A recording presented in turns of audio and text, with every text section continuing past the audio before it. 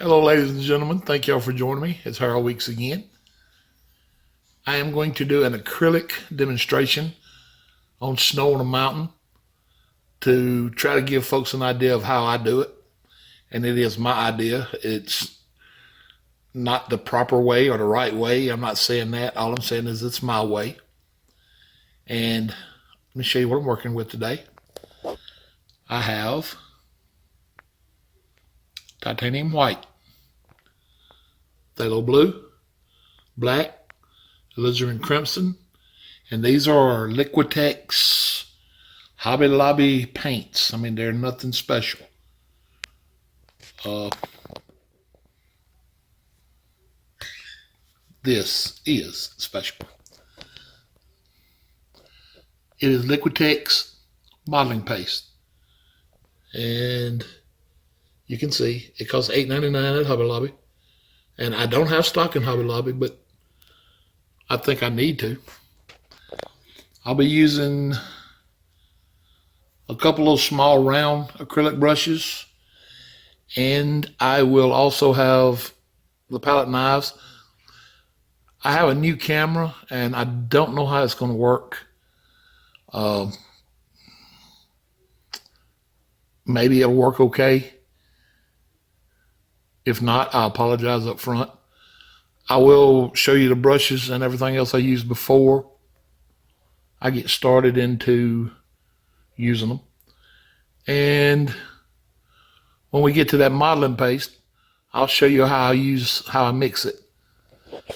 Now in the TV land, I'll be right back. But it'll take me about 20 minutes to get everything set up. Now that canvas you're looking at, all that is some blue acrylic paint with a little white mixed in, something atmospheric that we can put a mountain on. That's all it is. Nothing complicated about it at all. All right, I'll be right back. Okay, let me try to get my palette out here where you can see what I'm doing. I'll tell you what, maybe easier just to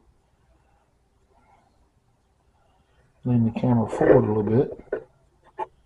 Let's try that without getting somebody drunk.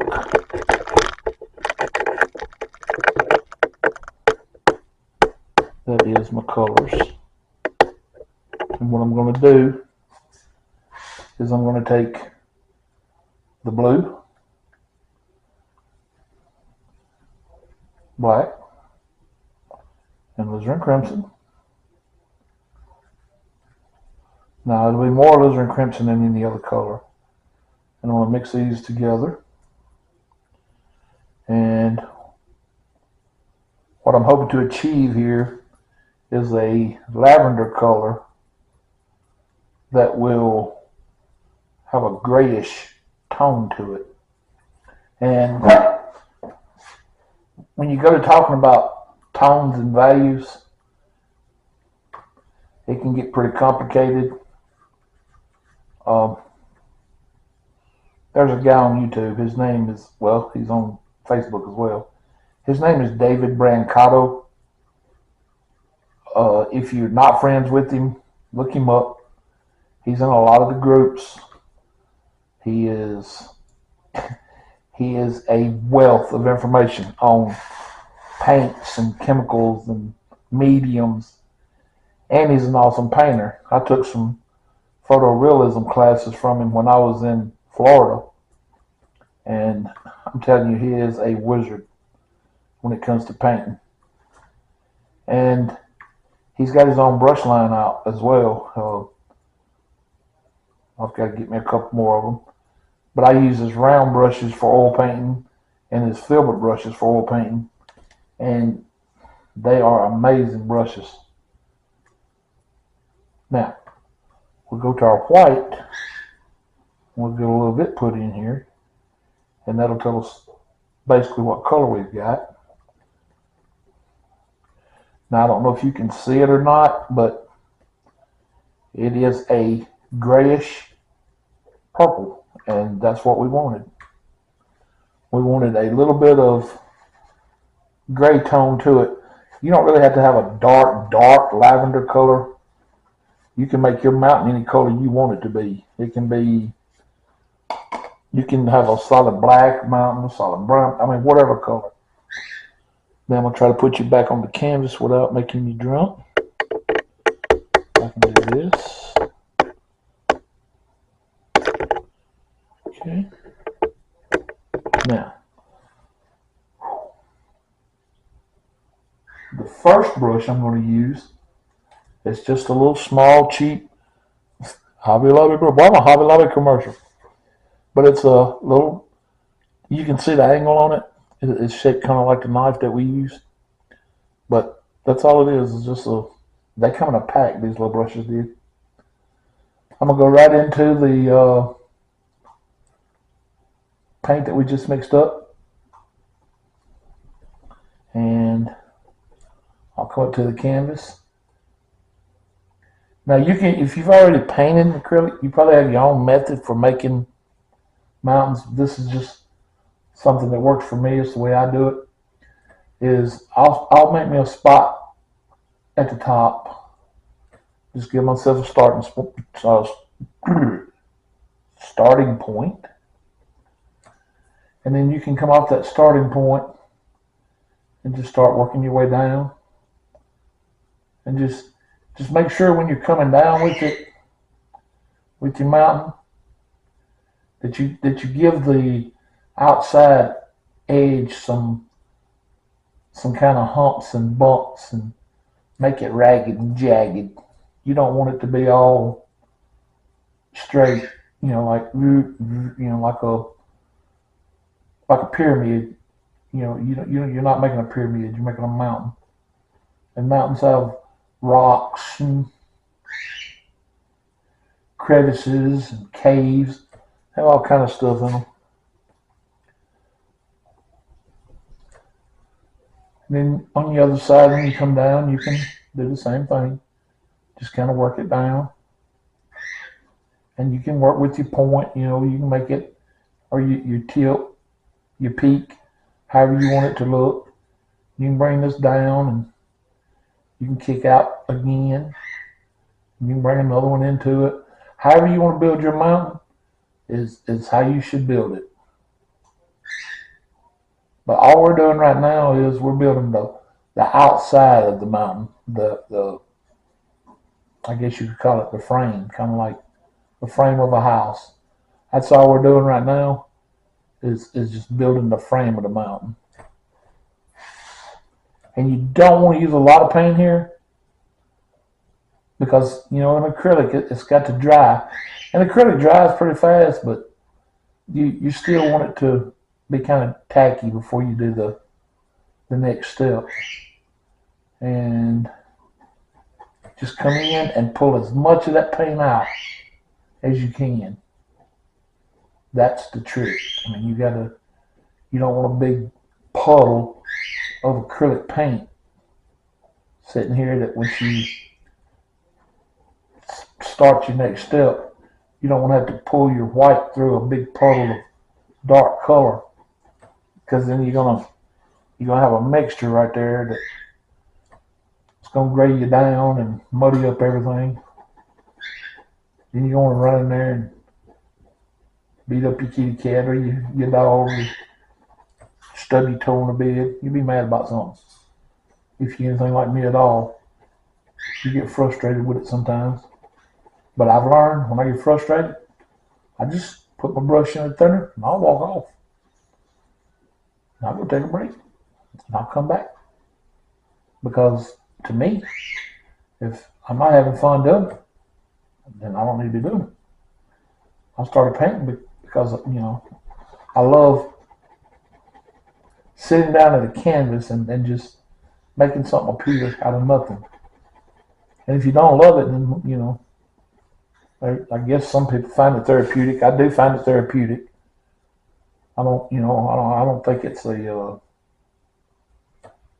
a cure-all for diseases like depression and stuff. Like a lot of guys do. I don't agree with that. I think some medical issues need to be took care of by a doctor or physician.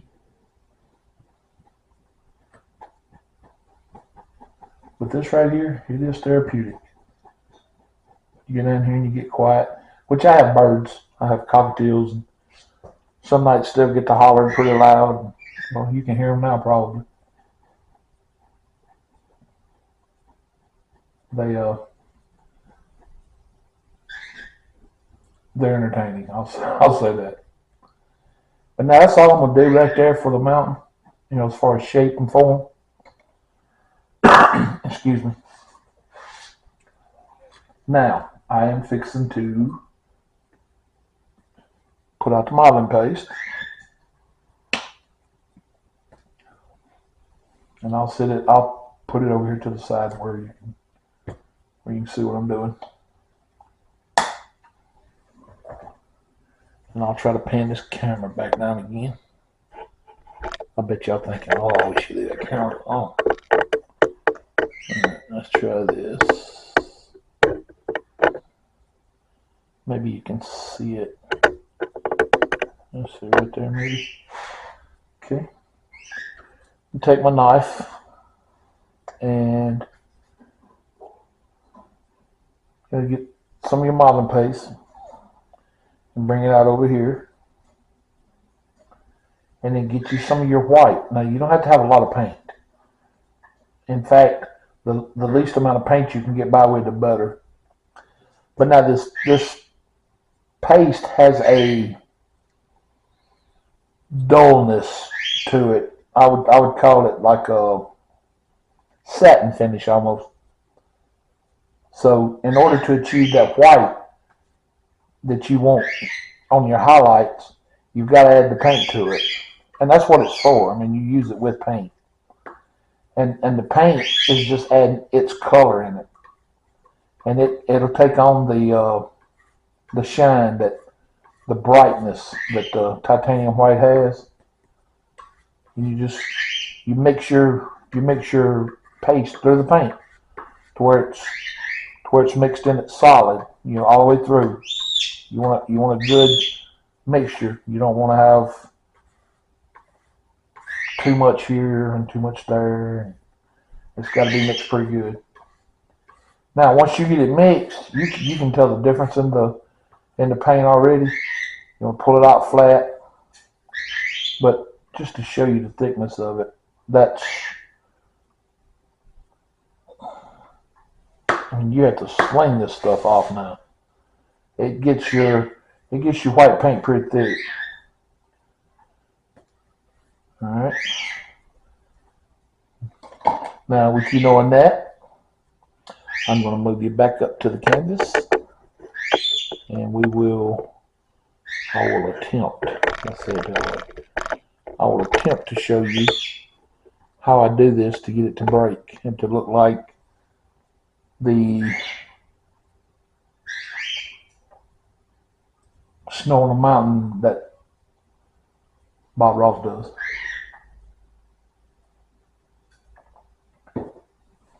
Well, I guess everybody does it that does this wet on wet technique. But now this is not really what you call wet on wet. This is wet on sticky. Okay, pull it out flat. And believe me, pulling it out flat is a key. It is a you know, it's not just somebody saying it. It's a key. It's a step in this. Picking up a little roll. I hope little camera there. I hope it's picking that up. But we got a little roll of paint there. And we want to come up with no pressure at all. No pressure. Start at your peak. And right at your outline of your mountain, you want to just barely touch. And just pull. Little short strokes. Just pull. Very, very, very, very light. Now, one thing that you might can do that may help you is, and I don't want you to think I'm pulling your leg here, is when you do this, tell yourself, no pressure, no pressure, no pressure, no pressure, no pressure. And it's almost like it programs your mind to remember. It really does. And I'm serious. I'm not trying to pull your leg, though. I'm dead serious. You can come up here to this mountain, to this peak. We'll start at the top. No pressure, no pressure. Just like on the one we did. No pressure. Just very lightly touch and pull. No pressure. And you can see it. You can see how it's already starting to break. And the least amount of pressure you use, the better it'll do. This stuff, it gets pretty thick. It does. It gets pretty thick. Or let me say, when you're mixing it, you want to mix it pretty thick. Now, if you can still maintain the color and keep it thick at the same time, that's your goal here. That's what you want it to do. But this is the one thing that I found. Now, I haven't acrylic painted in a while. I became a Bob Ross instructor, certified instructor, and I pretty much quit acrylic painting for a long time. But I saw a lady post on Facebook, I think her name was Linda, and I told her I would do a video to try to help her out. But I've seen a lot of people that's been talking here lately about acrylic and trying to get it to do stuff. And I think a lot of that is due to the fact that oil paint it's got all the chemicals involved, it's more expensive, it's more dangerous. You have to do it in a certain spot. The cleanup is a lot more involved. Now the medium itself, the oil paint medium, is so much easier to work with. I love oil painting. Acrylic is easy to clean up. It dries quick. They both have pros and cons, so it's just a preference thing, really. Now, to mix your shadow side, you already got your blue. You already got your white that's there. So take you a little of the blue, go straight into the white and the paste that you already had mixed up. And this part here is preference, but it's just something I like to do. You can get you about that much of your actual color that you use to make the mountain with and mix it in and leave it kind of, don't mix it thoroughly, leave it marbly, I think is the word they like to use for that. But I like to say, if you can see all of the colors, if you can see the white in it, if you can see the blue in it, and if you can see the mountain color in it, you'll know that that's the color you want to be at. And what you'll end up with is or what you should end up with is almost like a grayish blue, almost. Now, one of the things I found that helped me with my shadow side was, let me find it. Where is it at here? Yeah. Just take your little round brush and carry it right into your shadow color and go up to your outside edge here and just pull it down first along that outside edge, because what that'll do is it'll get you away from that edge. If you are a right-handed painter, it helps a lot more. If you're a left-handed painter and you want your highlight to be on this side, you'd be wanting to do this on your right side, because I have problems with getting that knife at certain angles at times. So I guess that's really my reason for wanting to do this way. It helps me with the angle of the knife. Also gets me into these tighter places like right here. I can get in there a whole lot better with that brush. And all I'm doing right here is I'm giving this little peak of that mountain its own shadow. And then I'll start my main peak shadow. I'll go right to the white and I'll touch it. And I'll pull it out until I come down enough. Now, I'm enough now that I can take my knife and I can use my little edge right up here. I can get a little of this paint. And I can just start coming in with no pressure. Just start working that paint on, no pressure. And you can go back over. You can go back over your main part out here that you just did if you need to, because you're gonna be picking up different colors. I mean, we mixed it that way, so it's gonna do it. That's why we mixed it that way, so it would do it. But this is basically a trick that I hope. I don't want to call it a trick. We call it an unknown factor in the paint world. That a lot of people. I don't know if a lot of people just don't talk about it, or they don't know about it, or what's the story there behind it. I don't know, but I don't even remember how I found out about it now, to be honest with you. But that's basically all you have to do to thicken that paint up to make it work like that, is just get you of that modeling paste. Now, if you come over here on this side and you end up putting too much shadow and it don't look broke up enough for you, you can always go back in. You can always take your original mountain color and you can come back over that in little places. And you can just kind of lightly touch around on your mountain here and there, or there and here, and just lightly pull that color in, and then take you just a tad more of your shadow color and come back over that. And all of this is very light touches.